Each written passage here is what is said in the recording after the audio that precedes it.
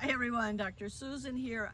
I'm at the Omega Institute with Gina, and we've come for a wonderful opportunity to sort of rejuvenate our spirits. We're attending a delightful course by Acharya Shunya, who is giving a course about roar like a goddess.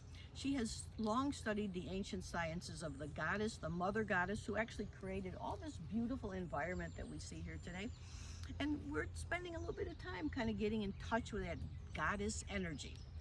Today we talked about Durga, one of the interesting, probably the prime goddess in the Vedic system of India. How's it going, Gina? You having a good time? I am embracing all of this beauty and nature and information.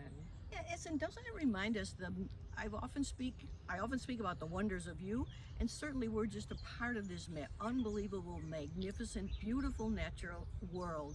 So we're having a great time. I hope each of you take a few minutes to get outside today, appreciate nature, maybe hug a tree. We just finished hugging trees, and to enjoy the beauty and the intelligence of nature, which is the same intelligence that lies within each of us. And we can activate that intelligence through our thoughts and our intentions. So enjoy yourself today. Spend a little time in nature. We're all going to be as smart as Mother Nature.